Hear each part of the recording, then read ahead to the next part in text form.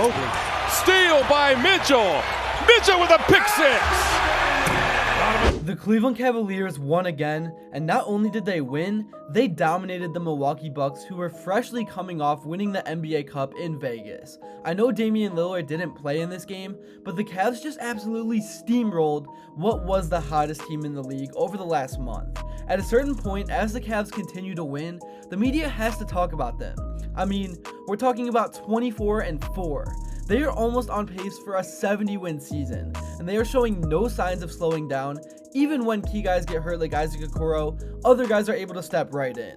Max Strus finally returned to the court for his first game of the year, and he was just another added weapon out on the perimeter. The reason why this team is so good is because even when one or two of the stars have an off night, other guys step up. I mean, we saw Dean Wade catch a heater, and then Donovan Mitchell led the way with 27 points. And defensively, Evan Mobley is such a disruptor. I know he doesn't often get talked about as a real defensive player of the year candidate, but the difference he makes when he is on and off the court is as significant as anyone in the league. And now that it's all-star voting time, I've already seen people make their ballot not giving the Cavs the respect they deserve. And it makes zero sense, because they are 24-4.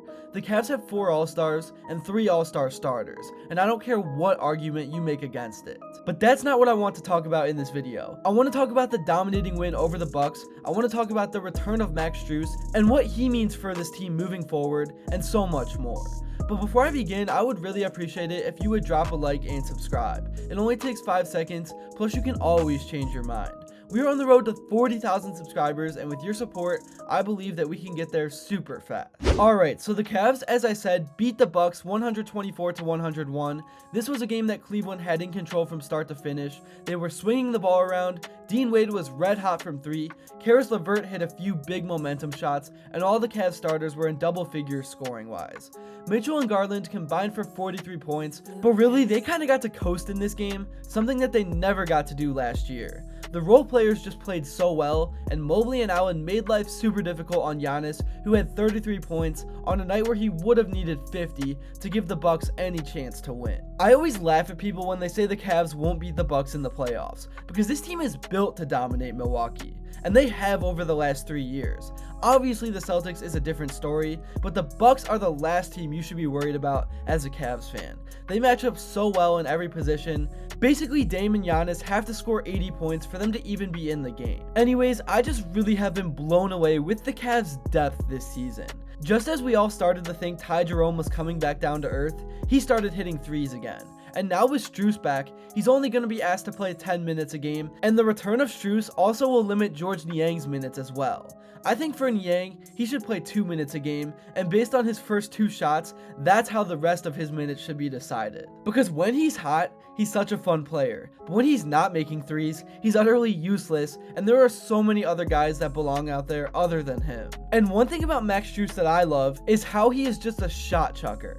I know sometimes he will take a shot that is considered to be bad selection, but he just fires up threes, and with how this offense operates, it's tough for a defense to handle, because you got Mitchell who can create shots for himself, you got Garland who now plays the facilitator role, you got Dean Wade hanging on the perimeter who can make open threes, and also provide size on defense, you got Mobley who has become a lot more aggressive as of late, and we all know what Jarrett Allen does, and off the bench LeVert has been red hot. This has been one of the best seasons of Caris LeVert basketball I've ever seen. I know he had those years on the Nets where he was a dominant scorer, but efficiency wise, this is the best basketball he's ever played. I mean, he is lights out from behind the arc. And he's going to be asked to step up over the next few weeks while Isaac Okoro is out, who is another guy that is playing the best basketball of his career. It's so great to see him top 10 in the league in 3-point percentage, because the 3-ball is something he was challenged to get better at. It was his big weakness, but I really do think he's got a bit of that Mamba mentality in him, where he's the first one in the gym and the last one to leave. He has just worked relentlessly on that shot, and now it is at a point where it is a big factor of his game. And with how much offense the Cavs have, it's not going to change, because defenses can't adjust to guard him more. And if they do, he will just drive and kick to the next open guy. And I gotta once again just give a ton of credit to Kenny Atkinson for consistently coming up with a great game plan and just creating great vibes within the team. I mean, every other day they are playing soccer at practice, they're playing football games. Yeah, they do the necessary work required to get better and be prepared, but they just have fun, and we're seeing a result of the good vibes on the court.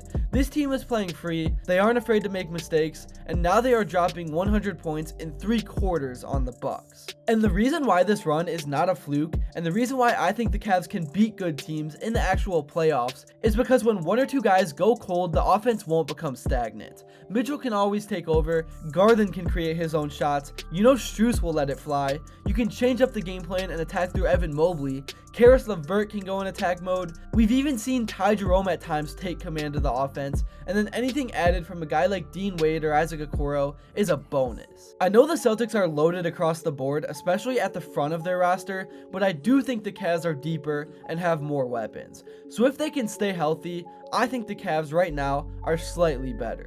But anyways, the playoffs is still very far away. The Cavs just gotta keep stacking wins. By the time I post this, they will be getting ready to take on the 76ers. Probably will be another blowout. No Jared McCain, no Joel Embiid of course, because he is a loser. I'm not sure how much Philly is trusting the process anymore. I think that whole thing is just about done. And I'm not sure what other team would want Embiid. They may be stuck with him. But yeah, the Cavs should dominate once again. I could be wrong, but they should be 25-4. I'll probably make a video about that game, but if I don't, then it's because I'll be focused on the college football playoffs. But anyways, back on track, here's what some of the guys had to say about the big win over the Bucks.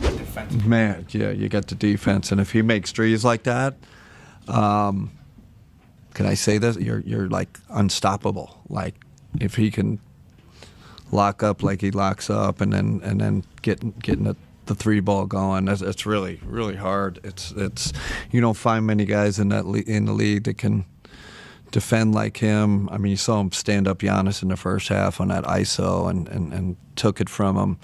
I mean, the guy, to his credit, I know he's been struggling from 3, but and he is working on it. He is extra time after practice this morning, an optional shoot around. He was he knows he's got to make shots, and we encourage, like, get up more, take more. We need his volume up.